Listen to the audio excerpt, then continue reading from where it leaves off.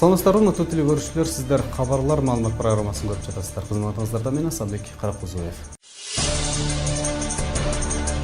Ош шаарына газды Казакстандан тартып келүү сунушу айтылды. Ынтымак балдарга күлкү тартуулайлы аттуу акция өткөрдү. Ар бир күнү көрүшүп жүргүндөгүдөй кубанычта болуп. Ошто Манас эпосундагы каармандар өзбекче сүйлөштү.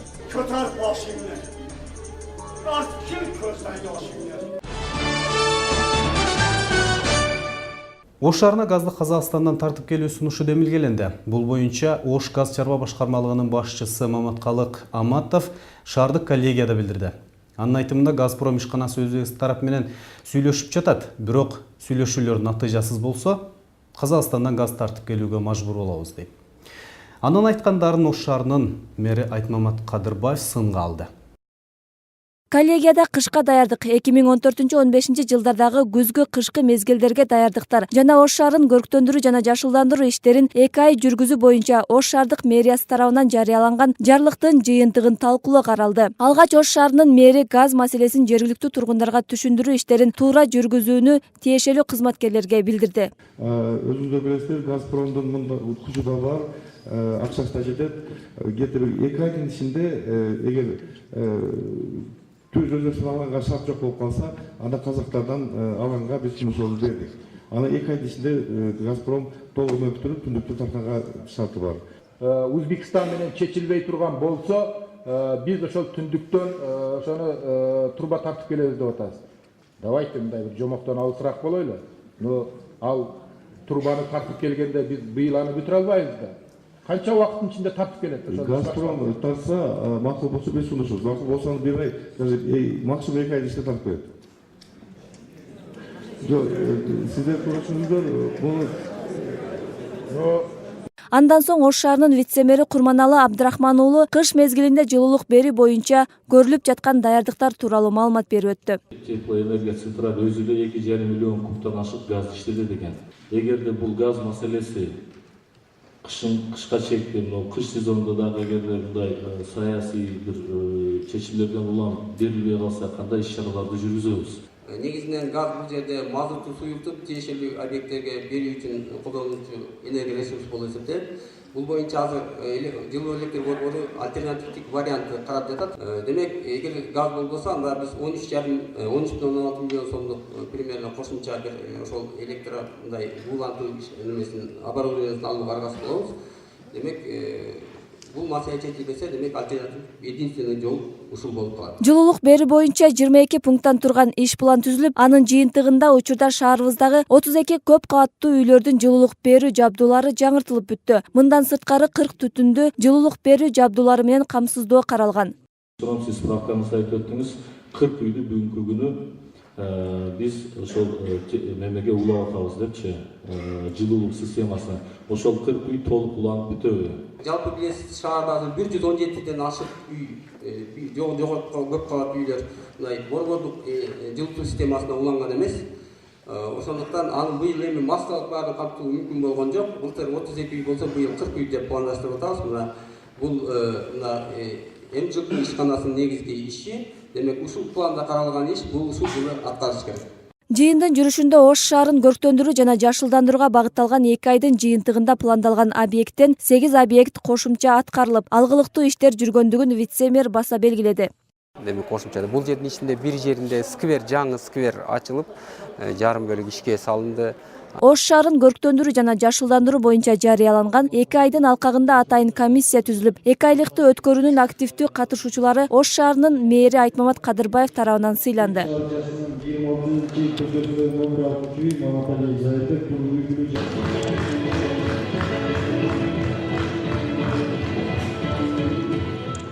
Жыйындын соңунда Кыргыз Республикасынын биометриялык маалыматынын базасын түзүү долбоору кабыл алынгандыгы маалымдалып, жаңы долбоор боюнча түшүнүк берилди.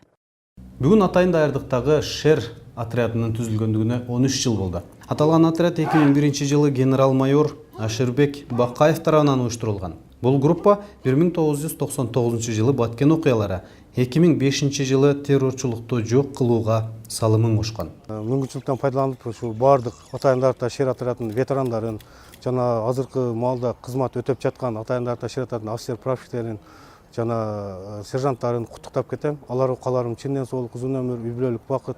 Эч качан Кыргызстаныбызда согуш болбосун, тынчылык болсун. Атайындарда шер отряды Бишкек шаарында жайгашкан, жана Жалал Абад областында, Баткен областында, Ош областында бар. Атайындарда шер отрядынын негизги кызматы терроризмге каршы күрөшүү жана коомдук коопсуздук, тартип сактоодо, башаламандыкты жоюуда.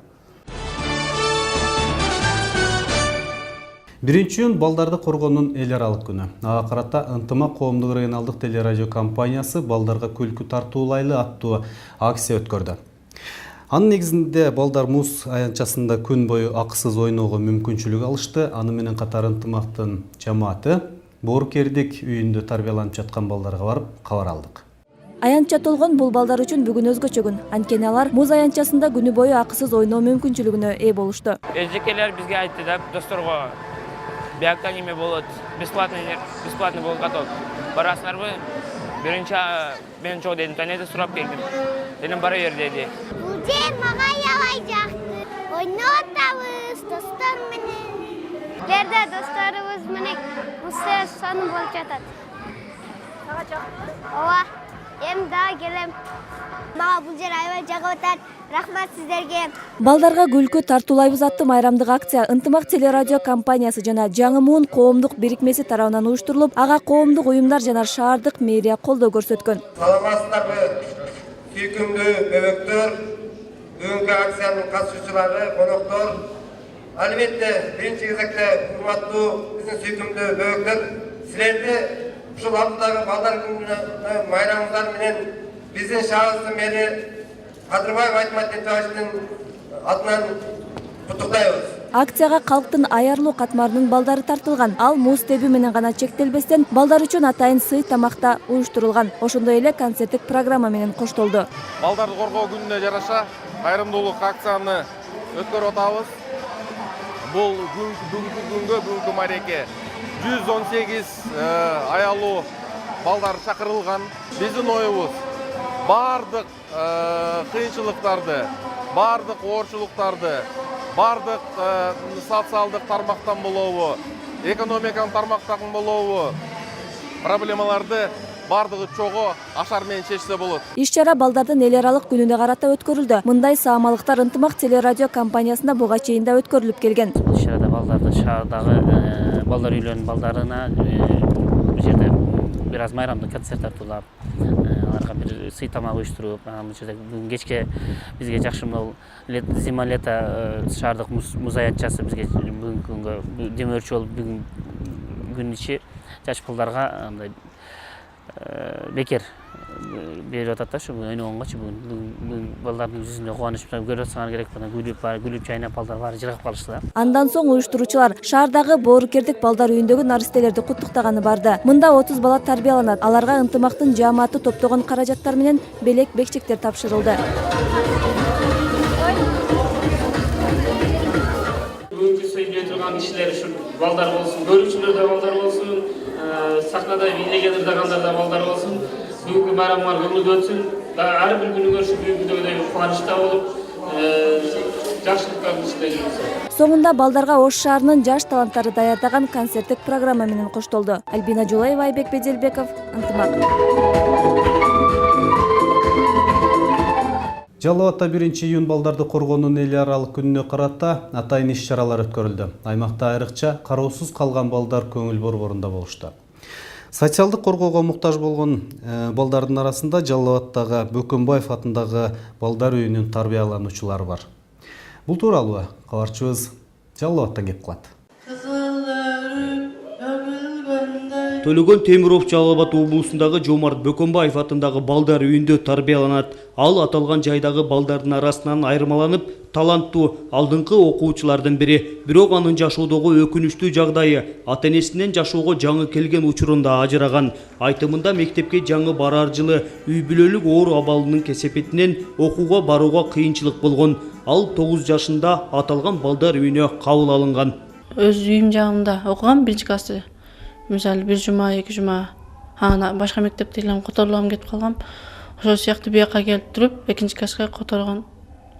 Анан мен атам 1997 жылы дүйнөдөн кайткан, ошого байланыштуу мен аны көрө албай калгам. Атам 40 болгондо апам төрөп калган. Ошого байланыштуу Төлөгөн 142 окуучунун арасынан эң мыкты деп аталат. Жомарт Бөкөнбаев атындагы Октябрь балдар үйүнүнүн мугалимдер жамааты да окууда жана өнөрлүү эмгегине четте карап турбастан алдыга умтулуусуна көмөктөшүп келишет. Төлөгөн өзү чындыгында ата энеден тез даже төрөлгөндө эле ажырап калган экен. Апасынан атасынан да бир туугандар болгон. Анан бир туугандары ошо алышка аракет жасап бул баланы көп жолу мындай стресске состояние алып келип койду да. Бирок биз ошону аракет жасап, андан чоңурактады деле аракет жасашты, бирок азыркы мезгилде бул өзүнө келип калды. Төлөгөн аракети жакшы. Мындагылар жыл сайын жайкы каникул учурунда тиешелүү жайларга, лагерлерге эс алууга барышат. Төлөгөн курбуларынан өзгөчөлөнүп, окутуучуларынын тандоосу менен быйылкы жылы Турчияга 2 жумалык эс алууга барат. Бул жайда учурда 60тан ашуун жетим, жарым жетим жана ата энесинин кароосу жок калган балдар жашап окушат. Мекеме республикалык бюджеттин эсебинен каржыланат. Бирок андан сырткары жыл ичинде ар кандай мекеме, уюмдар, облустук, райондук администрация тарабынан түрдүү жардамдар берилет. Бирок ошол эле учурда айрым жетишпестиктер дагы бар. Маселен, таза суу, аталган жайдагы муктаждык. Бирок мындай көйгөйлөрдү да чечүү жолдору бар дейт райондун акими.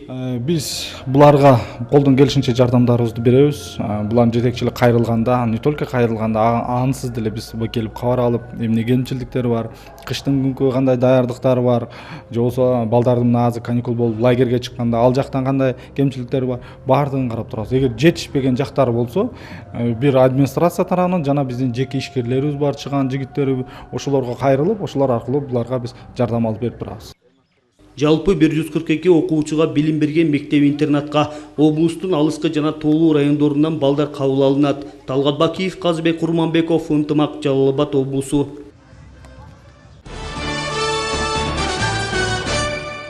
Балдарды коргойлу. Аларга күлкү тартуулайлы деп отурган чакта Ош облусунда өз баласын 70 000 сомго саткан аял кармалды. Анын эртеси күнү эле 7 айлык баласын Ош облустук төрөтканасына таштап качып кеткен эне тууралуу маалыматтар айтыла баштады. Энелер балдарын эмне үчүн таштап жатат? Бул көйгөйдү кантип чечсе болот? Теманы кабарчыбыз улантат.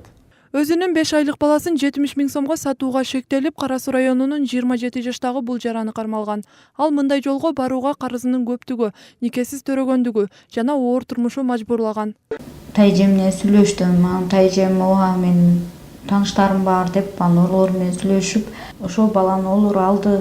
Ал азыр кандай адамдар алган, ким алган, мен ону билбейм. Мага 42 000 акча беришкен, мен кичине ооруйт элем, ошо лечениялерге ашта иштеттим. Бул жаран болсо баласын саткан келинге көмөк көрсөтүүгө шектелип жатат. Алда Кара Суу районунун жашоочусу. Мен өттүм, ойлонуп көр кызым, сен жалбет эсим деп унга мен айттым. Bir haftadan keyin yana keldi, yanvar, fevral, soğuk günleri edi. Boşka ilacım yok, meni operatsam rak болып keter eken, lechit qilishim kerak. Balamı kötür olmayapman dedi. Men aytdim, meyli. Men tanışım бар деп kelip tanıştırdım. Бала сатуу боюнча маалымат милицияга 25 февраль күнү келип чыккан. Анын изи 26 май күнү ачылып, ошол күнү баласын сатууга жана ага көмөк көрсөтүүгө шектелген жарандар Ош шаардык ички иштер башкармалыгынын убактылуу кармоочу жайына алынып, адам сатуу айыбы тагылды. Ушул маалыматты тактоо иштери учурунда чындыгында эле Кара Суу районунун 1987 жылы туулган тургуну өзүнүн баласын ортомчулар аркылуу 70 000 сомго сатып жибергени аныкталды. Козголгон кылмышы анан тергөө аяктагандан кийин бул тергөө иштери сотко өткөрүлүп берилет. Эми бул кылмыштагы акыркы чекитти сот органдары коет. Ошол күндүн эртеси Ош облустук төрөт үйүндө 23 жаштагы аравандык аял 7 айлык төрөлгөн баласын таштап кеткен. Ымырка эркек болгон. Ал медициналык персоналга билдирбестен качып кеткен. Аны билген оорукананын кызматкерлери милицияга кабарлашкан. Кичинекей жастыгынын тагына бир подушкасынын тагына кичинекей расписка жазып, мен баламды карай албайм. Баламдын оорусуна байланыштуу бул балам дагы өлүп калат, мен карабайм деп кетип калган. Ана милиционерлерди чакырганбыз, милиция келип, кайра эле 28-inde бул аялды алып келген. Апасы экөө келишип, ушул жерде жүргөн. 28 күнү бала өтүп кетти, өлдү. Бирок өздөрү баланы алып кетишти, көмдүргөнү. Психолог Гүлнара Онкошова эне өз баласын таштоого ымыркайдын никесиз төрөлүүсү башкы себеп болуп жатканын айтат. Ошондой эле эненин психологиялык жактан даяр болбогондугу да таасирин тийгизүүдө. Мындан сырткары материалдык жетишпестиктер да түрткү болууда дейт. Эми бул дагы ар бир адамдын өзүнүн жекече өзгөчөлүгүнө, психологиясына жараша болот да. Мисалы үчүн кээ бир аялдар таштап кеткенин таптакыр унутуп коюшу мүмкүн. А кээ бир кыздар бар, мисалы үчүн энелер бар. Баягы баласын таштагандан кийин өмүр бою ушул өзүнүн ичинде кандайдыр бир мындай өкүнүү сезими пайда баягы турат да. Ушуну бекер кылган экен, эртеби кечпи ал эне балдарына айтпаса дагы ошол немеден кабар алат да баласынан. Акыркы 5 айдын ичинде Ак жүрөк кризистик борборуна баласын таштоого белсенген 13 эне кайрылган. Кандайдыр бир законго өзгөртүүлөрдү киргизишибиз керек. Кандайдыр бир ошол энеге бала төрөлгөндөн кийин бир жеңилдиктер болуш керек, поддержка болуш керек да. Ошондо баягы эне социалдык абалга ва финансылык абалга көз каранды болбостон баласын унчукпай эле өзү багып алганга кудурети жетет да. Баягы незаконный төрөп алган балдарды коомчулук четтеп атат, бүгүнкү күнгө чейин четтетип атат ошол кыздарды. Ошону четтетпестен кандайдыр бир түшүндүрүү иштеринде бир башкача бир жолдорун ойлонушубуз керек болуп атат. Баласын саткан жана төрөт үйүндө таштап кеткен фактылар Ошто быйыл биринчи жолу катталды. Учурда ал ымыркай балдар үйүнө өткөрүлүп берилген. Биринчи июнь балдарды коргоо күнү жакындаганда ушундай көрүнүштөрдүн жүз бериши өкүнүштүү. Назгүл Ахуонова, Азам Бузриков, Ынтымак. Бүгін Ош улуттук драма театрында кызмат учурунда ок тийип, биринчи топтогу майып болуп калган Өзгөчө кырдаалдар министрлигинин кызматкери Жусупбек Акбарали уулу дарыланууга каражат топтоо үчүн марафон өткөрдү. Анда облустук жана шаардык бийликтин өкүлдөрү, мамлекеттик кызматкерлер, ошондой эле Жусупбектин тагдырына кайдыгер карабаган атуулар катышып, өз кошумчаларын кошушту. Өзгөчө кырдаалдар министрлигинин кызматкерлери бир күндүк маянасын чогултуп, 300 000 сом, шаардык мэрия 100 000 сом кошумчалады.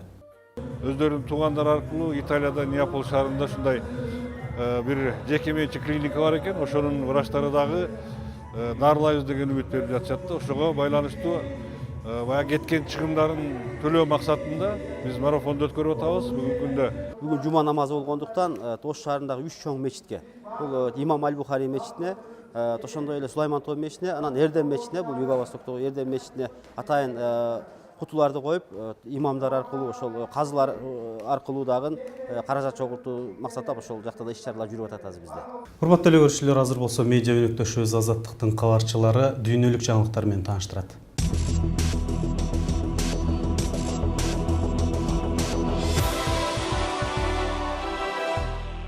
Саламатсызбы? Казакстандын баш калаасы Астанада өлкөнүн Евразия экономикалык шериктештигине киришине каршы акция өттү.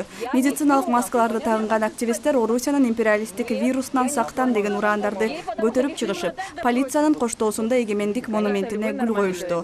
Каршылык акциясы өтүп жаткан кезде Ак Ордодо Орусия, Казакстан, Беларустун президенттери Евразия экономикалык шериктештик келишимине кол коюшту. 2 күн мурун Астанада 7 активист, 3 журналист кармалган эле. Алардын ичинде Азаттыктын кабарчысы Оркен Жоямерген каршылык акцияны чагылдырып жатканда камакка алынган. Пакистанда 10 партиянын лидерлери жана өкүлдөрү уруулар башкарган федералдык аймактын башкармалыгында реформа өткөрүүнү талап кылышты.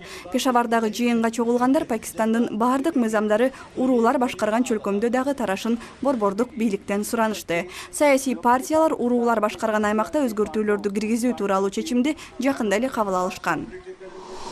Ирактын батышындагы Анбар аймагында өкмөттүк күчтөр менен Рамади шаарынын теңин басып алган Аль-Каидага байланышкан согушкерлердин ортосунда айыгышкан салгылашуу жүрүп жатат. Бул аймакта Ирактын аскер күчтөрү согушкерлер менен жыл башынан бери кармашып келет. Ошондой эле Ирактын Кербела шаарында 10-эл аралык китеп көргөзмөсү өтүүдө. Ага 170тен ашык ар кандай басмаканалар катышууда.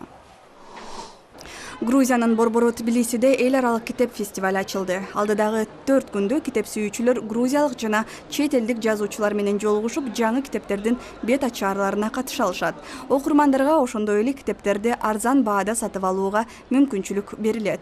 Азербайжан, Армения, Иран жана Түркиянын басмаканалары фестивалда өздөрү басып чыккан китептерди көпчүлүктүн назарына коюшат.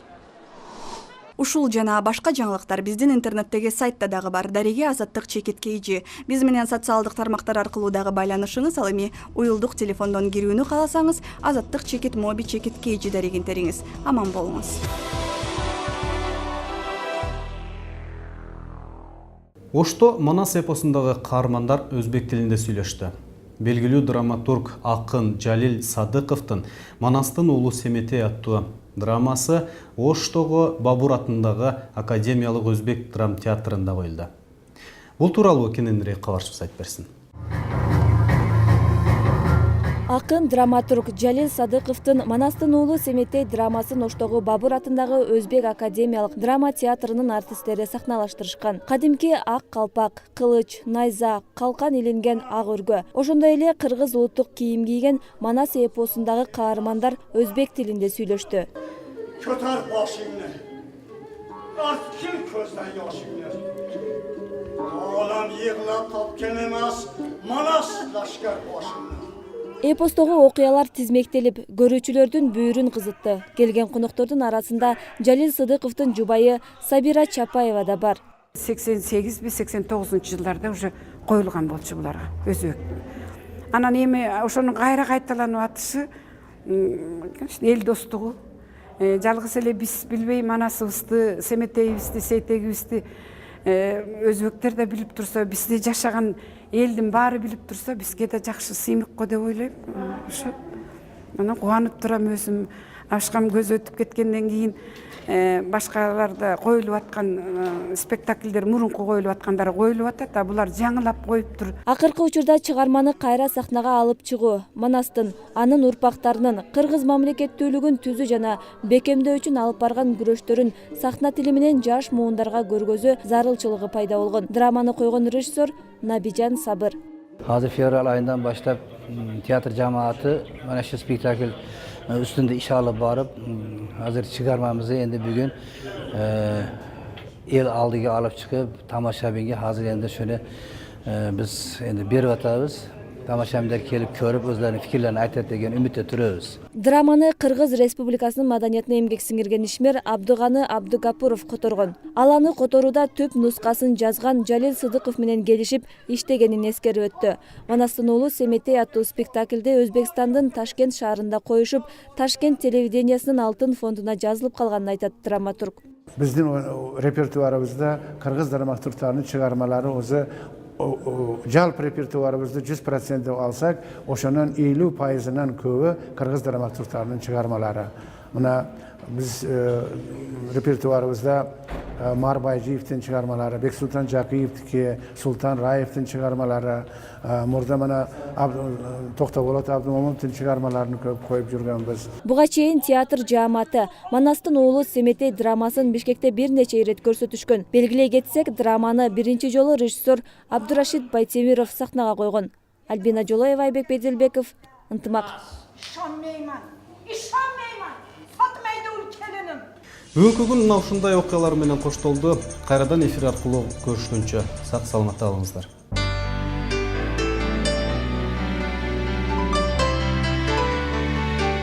Самастары күнүнө арай менен таанышыбаңыздар. Кыргыз гидрометео билдирүүсү боюнча 31 майда республикада мезгил менен жаан-жаап, тоолуу райондордо кар жаашы мүмкүн. Батышынан соккон шамалдын ылдамдыгы секундасына 4-9 метрге жетет. Абанын температурасы Баткен облусунда түнкүсү 10-15 градус, күндүзү 20-25 градуска чейин жылуу.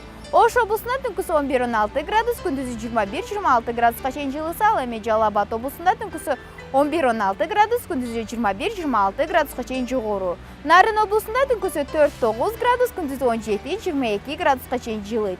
Талас облусунда түнкүсү 9-14 градус, күндүзү 18-23 градуска чейин жылыйт.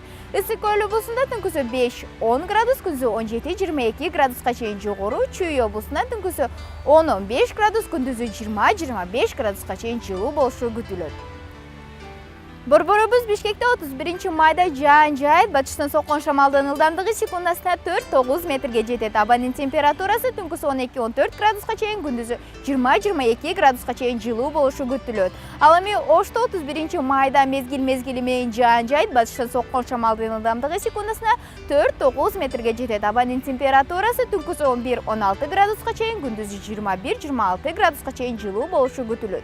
Сиздер 31 майга болгон аба ырайы менен тааныштыңыздар. Аны менен мен Жемилия Турдалиева тааныштырдым. Толугураак маалыматты www.ntымак.kg сайтынан алсаңыздар болот. Саламатта калыңыздар.